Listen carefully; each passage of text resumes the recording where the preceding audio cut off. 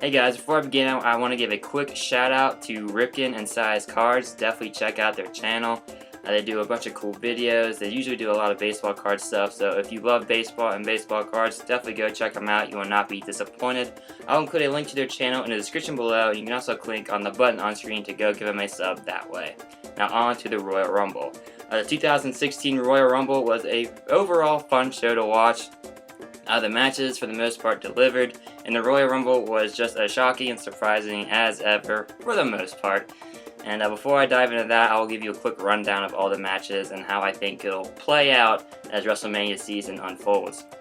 The first match is on the kickoff show, and it was a fatal four-way tag team last chance qualifier match with the team of Darren Young and Damien Sandow taking on the Dudley Boys, who were taking on the Ascension, and also involved were Mark Henry and Jack Swagger. This match was nothing special. It was just thrown on a kickoff show, I think, just to get people to tune in. I thought the Dudley Boys would for sure win this, as they're the most popular team of all the other teams listed, but in a shocker to me, the randomly paired up, last minute thrown together team of Mark Henry and Jack Swagger got the win and qualified for the Royal Rumble, but it really didn't matter, as they were quickly eliminated as soon as they got into the ring. But the first match on the official card was the last man standing match for the Intercontinental title, with Kevin Owens challenging my boy Cincinnati Zone, the reigning, defending, undisputed WWE Intercontinental Champion Dean Ambrose. And this match tore the house down. It was unbelievable.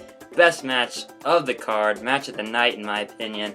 Ambrose and Owens, they have the best rivalry in WWE going on right now, and this match only enhanced it and added more fuel to the fire. It was a phenomenal, violent, and brutal bout. They used chairs, tables, kendo sticks, steel stairs, everything you could imagine happened. Ambrose ended up going through the barricade when Owens was running cannonball onto him. Ambrose hit Owens with the dirty deeds on a steel chair. Owens threw Ambrose off the top rope through a table in the ring, and it was just a violent match, a lot of fun to watch.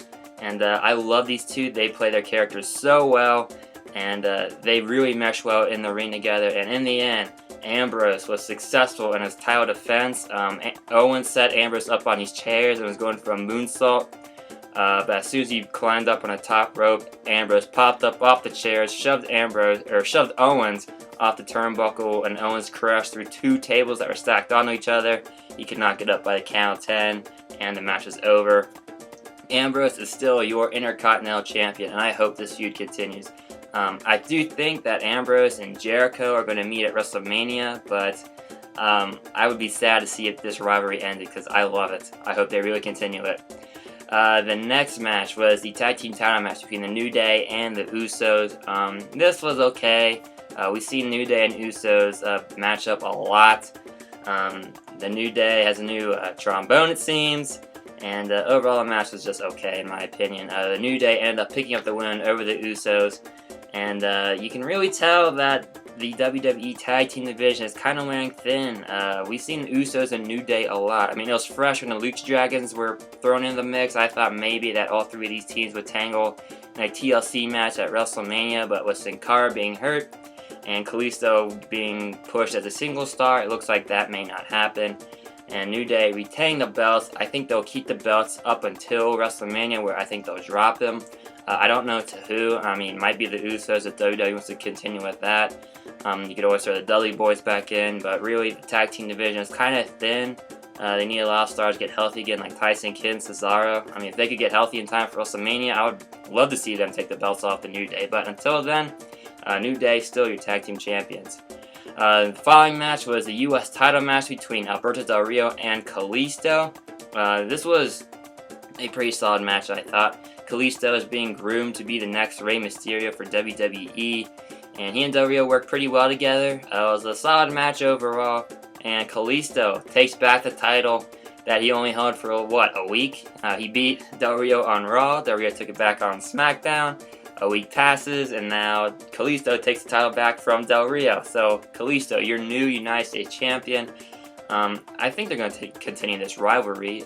Del Rio is due a rematch, as is every champ pretty much. So Kalisto will probably have to defend his title against Del Rio, maybe at Fastlane, and they might continue this up until WrestleMania. I don't know. They may pull Del Rio and have him join up with the Wrestlers League of Nation brethren, and they could have some feud heading into WrestleMania and give Kalisto somebody else to wrestle. But up until before WrestleMania, I think until Fastlane, it's going to be Kalisto versus Del Rio and another rematch for the US belt.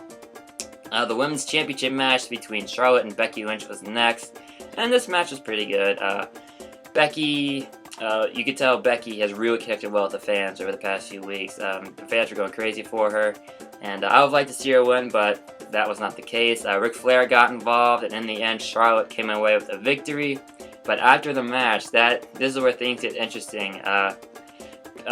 Sasha Banks entered the arena to a huge ovation.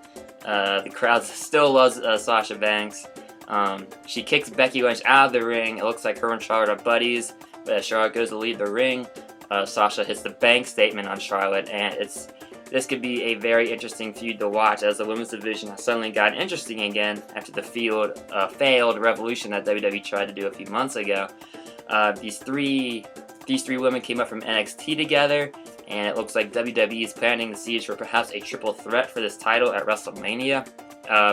Becky Lynch has really connected well with the fans, and I think she's going to be involved with this feud. Sasha Banks has always been over with the fans, and Charlotte is really finding her stride as a heel. And I don't want to see WWE basically push Becky to the side if she's finally connecting with the fans. I want to see them integrate her into the storyline. So I think it will be Charlotte versus Becky versus Sasha at WrestleMania for the Women's Championship. And then the final match of the card was the WWE Championship Royal Rumble match. And as we all know, Roman Reigns was number one heading into the match, I guess, as his punishment. And he lasted pretty much almost to the end. I'll get into why I say that almost. But the Royal Rumble, not too many surprise entrants this year. I would say the biggest surprise of the night by far, AJ Styles, the phenomenal one, making his WWE debut in the Royal Rumble. I was blown away by it. AJ Styles being in WWE obviously is huge. The dude is just incredible in the ring. He put TNA on the map, former ROH star, and WWE signed him away from Japan, so he is in WWE, and I think it'll be interesting to see if he and Balor reunite, maybe, form that Bullet Club in WWE, you never know. I think that'd be pretty cool to see. And then also another surprise entrant, Sami Zayn, El Generico, in the Royal Rumble as well. He and Kevin Owens reignited their feud for a little bit. And Kevin Owens and Dean Ambrose had pretty good showings in the Royal Rumble as well. After going through hell in their last man standing match, they both came out and turned in solid performances in the Royal Rumble. And then the Wyatts, they definitely planted the seeds for a feud with Brock Lesnar down the line. Brock Lesnar came out and was cleaning house. And then as soon as Bray Wyatt comes out, Harper, Strowman, and Rowan had all been eliminated already, but they came in, helped Bray Wyatt eliminate the Beast. So it's going to be Brock perhaps versus Bray at WrestleMania, if not Brock versus all four of the Wyatts. I don't know. But this should be a very interesting rivalry to see the Beast tangle with the Eater of Worlds heading into WrestleMania season. And then, as I said, Roman Reigns, why I said almost lasted the whole match. If you guys remember, I think it was at SummerSlam, Reigns was like passed out on the floor while Ambrose did all the work before Reigns came in and got the win. The League of Nations actually came out during the middle of the match, the Royal Rumble, and desecrated Reigns, put him through an announce table, and then he had to be carted to the back. So we didn't see him for, I don't know, like 30 minutes. And he comes in towards the end, right before the 30th entrant made his appearance. And the 30th entrant, no surprise to me, in fact, I predicted that this guy would win. It was Triple H. Triple H came into the ring. Him and Reigns had a pretty entertaining battle in the match itself. They cleaned house. And I think the final four was Triple H, Sheamus, Roman Reigns, and Dean Ambrose. Sheamus gets eliminated, and then who gets eliminated next? Roman Reigns. Triple H tosses Reigns out over the top rope, out of the ring, does the DX cross chop a few times, which was awesome. And the final two, Triple H and my boy, Dean Ambrose, Cincinnati's own. I was going nuts at this point. It was the most invested I'd been in a Royal Rumble match in forever. Seeing my favorite wrestler in the finals with Triple H. Even though I knew that Triple H is going to win this thing, I was still holding out hope that Ambrose would find a way to win. Maybe WWE is going to give him both belts.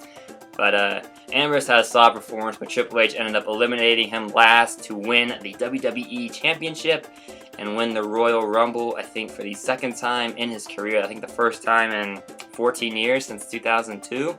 So Triple H will be heading into WrestleMania as the WWE World Heavyweight Champion, where a rematch with, or not a rematch, but a grudge match with Roman Reigns will likely be waiting. That's how I think it will play out. It'll be Triple H versus Roman Reigns for the belt at WrestleMania, which I think Reigns will regain the belt there.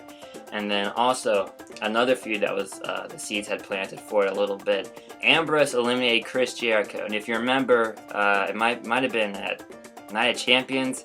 I don't remember which pay-per-view it was. Reigns, Ambrose, and Jericho versus the Wyatts. After the match, Jericho and Ambrose had like a little scuffle, not really a scuffle, but you could tell things were falling apart. And I think WWE might play into that with Ambrose eliminating Jericho in the Royal Rumble. They could have an Intercontinental Championship feud at WrestleMania if WWE decides not to continue Ambrose versus Owens. But yeah, that is the Royal Rumble pay-per-view in a nutshell. And those are my thoughts on it and how it will affect the WrestleMania season. As I said, I believe without a shadow of a doubt it's going to be Triple H versus Roman Reigns.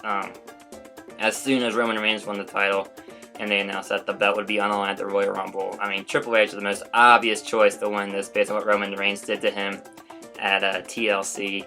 So it will be interesting to see how Reigns, who got a pretty bad reaction at the Royal Rumble, he was getting booed a lot, how WWE decides to try and make Reigns the hero again, going up against the evil Triple H at WrestleMania for the belt. So yeah, those are my thoughts on the Royal Rumble 2016 edition. If you like this video, give a thumbs up, leave a comment, subscribe to my channel by clicking on that button on screen or by clicking the subscribe option in the video description. And follow me on Twitter at Cincy Fan Zone. I live tweet during Reds games, Bengals games, different sporting events, and wrestling pay-per-views like the Royal Rumble. And make sure you check out my website at cincyfanzone.blogspot.com. I got a lot of different posts that I write every week up there, as well as pictures, bobbleheads, autographs. Every video on my YouTube channel is over there as well, so make sure you check that out. Thanks for watching, guys, and I hope you enjoyed the video.